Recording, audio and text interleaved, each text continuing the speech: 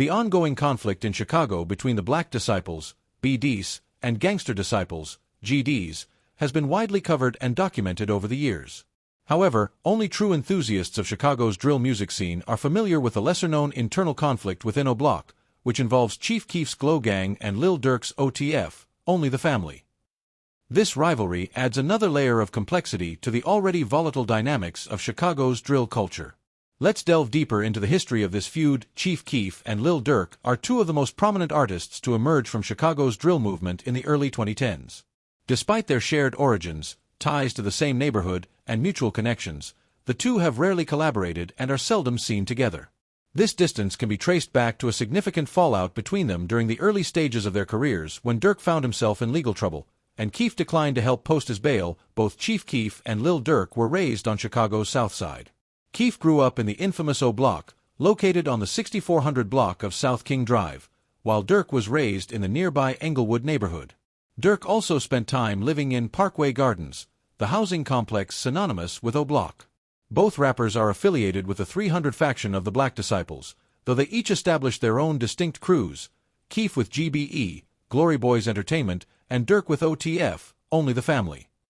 In the early days, they maintained a cordial relationship, often collaborating on tracks and showing mutual support. Things took a turn in the summer of 2013 when Lil Durk was arrested on a gun charge.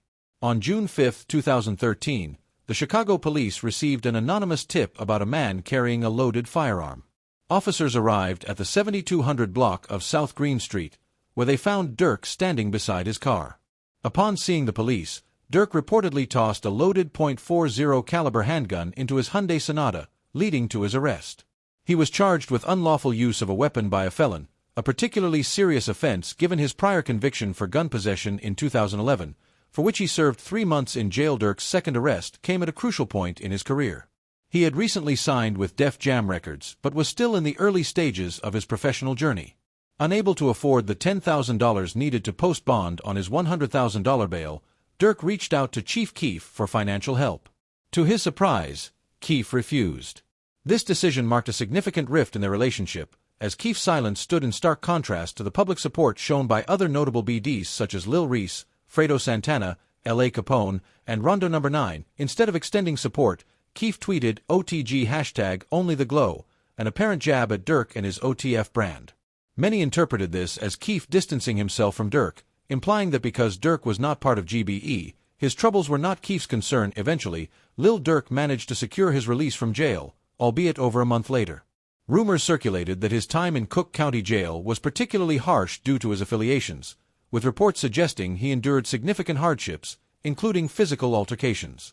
Despite this, Durk's release in July 2013 marked the beginning of a long-standing tension between him and Chief Keef, a feud that would have lasting implications on their careers and the Chicago drill scene as a whole.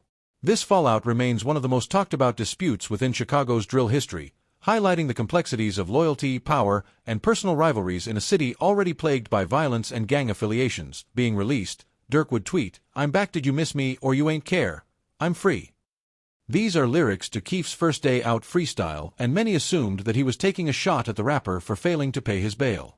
Keef would just double down on his earlier stance and tweeted OTG.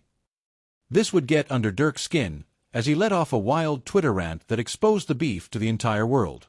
First he shouted out Lil Reese and Fredo Santana for being 100 and not #fufu, clearly throwing more shade at Keef, who is Fredo's cousin and homies with Lil Reese. He also tells Keef directly that he would have been killed if it weren't for 300. It's not clear if he's talking about a particular situation or if he's just saying that Keef wouldn't have survived in the South Side without his boys. But he had beef with his former friend. He kept going tweeting, "All the money but you can't go get #Dros lol bad enough he on yo already." D Rose was one of O Block's main shooters and was close to both Keef and Durk. Keef has mentioned him in several songs, and D Rose was considered a legend in Chicago for the work he put in on the streets. But he got locked up in 2012 and didn't get out until 2014. So, Durk was throwing shade at Keef for giving him props in the music, but then not helping him post bail. Especially because at that time Keef was one of the biggest rappers in the world. He also followed up by tweeting, "If you squad then why you ain't get T-Slick or D Rose? You got a bigger deal right #fufu, T-Slick was another street legend in Chicago who grew up with Keef and Fredo.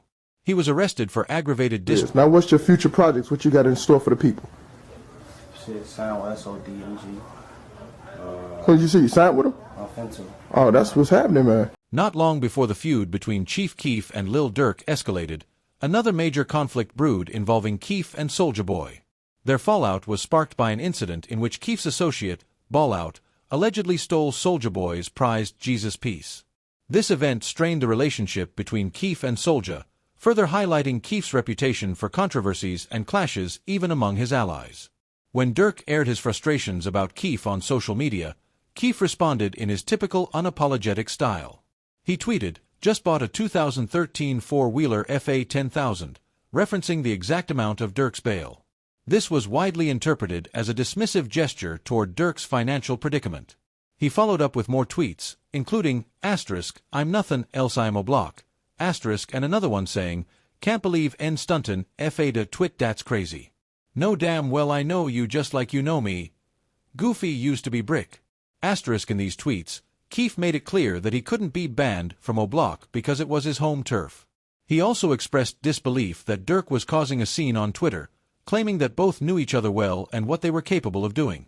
Essentially, Keef accused Durk of acting out for social media while reminding him of their shared history. King Von later provided more insight into the ongoing tension between Chief Keef and the OTF camp. According to Von, the issues started even before Durk's incarceration. The root of the conflict involved Keef's refusal to help bail out another O-Block associate named Trey 5, who was reportedly a close relative of Von. Trey 5's bail was set at $25,000, and the group had managed to raise $18,000. They reached out to Keef for the remaining $7,500, confident he could cover it. Keef initially assured them he would contribute.